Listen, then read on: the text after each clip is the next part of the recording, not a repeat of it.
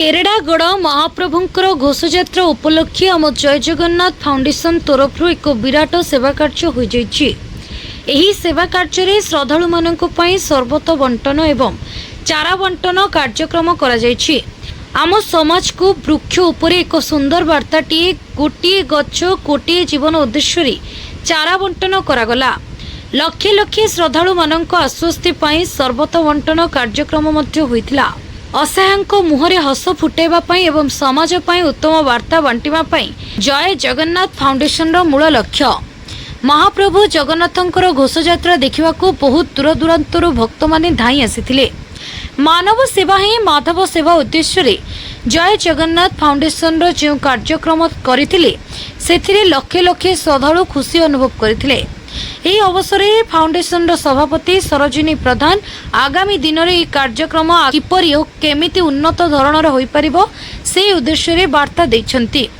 କର୍ମ ଓ ସେବା ମାଧ୍ୟମରେ ଅସହାୟଙ୍କ ମୁହଁରେ ହସ ଫୁଟାଇବା ଏବଂ ସମାଜ ପାଇଁ କିଛି ଭଲ କାମ କରି ଉତ୍ତମ ବାର୍ତ୍ତା ବାଣ୍ଟିବା ତାଙ୍କର କିଛି ଉଦ୍ଦେଶ୍ୟ। ଜୟ ଜଗନ୍ନାଥ ଫାଉଣ୍ଡେସନର ପ୍ରତ୍ୟେକ କର୍ମକର୍ତ୍ତାମାନେ ସଚ୍ଚୋଟତାର ସହ ଅତି ସୁନ୍ଦର ଭାବରେ ଏବଂ ଶୃଙ୍ଖଳିତ ଭାବରେ ଏହି କାର୍ଯ୍ୟକ୍ରମଟି समापन करथिले। केन्द्रापड़ारू स्वतंत्र जिला प्रतिनिधि अनिरुद्ध सेठीको रिपोर्ट, ओडिशा पत्रकार न्यूज। सरोजिनी प्रधान नमस्कार। जय जगन्नाथ। आज पवित्र रथ यात्रा समस्त हार्दिक शुभेच्छा और अभिनंदन। आम जय जगन्नाथ फाउंडेशन तरफ आज तृतीय थर चारा बंटन सहित सर्बत बंटन भी करूँ। बहुत खुशी लगुच एत सारा श्रद्धालु जी भी आम चारा आनी प्राय 1000 चारा 10,000 लोक सर्वत समस्त समाज सरीगला अलमोस्ट। आम जय जगन्नाथ फाउंडेशन समस्त कर्मकर्ता मान बहुत बहुत धन्यवाद। समस्त अक्लांत परिश्रम आज आम जहाँ भी जी कर भक्त मान समस्त आम पिला समस्त बहुत अवदान प्रति वर्ष ये हूँ। तो आम 3 वर्ष है कार्यक्रम कर आज्ञा निश्चिंत आम आगामी को भी आहरी उन्नत धरणर आहरी भल भाव आम करने को चेष्टा करूँ। सहदेव राव तो 2टा टीचर 50 स्कूल करा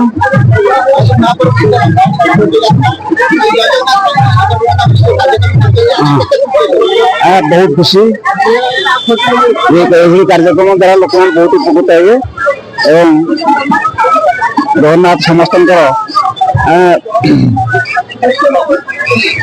जय जगन्नाथ।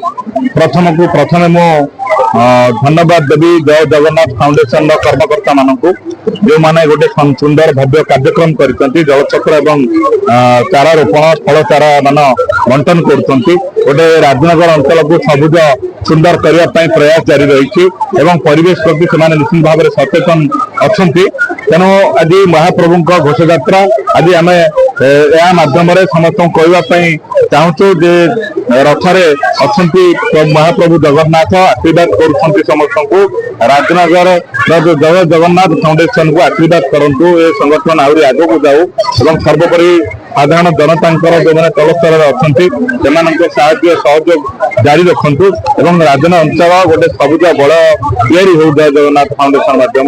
तेणु आज मो समस्त कर्मकर्ता जी अच्छा जय जगन्नाथ फाउंडेशन समस्त को हृदय गभीरतम प्रदेश कृतज्ञता ज्ञापन कर।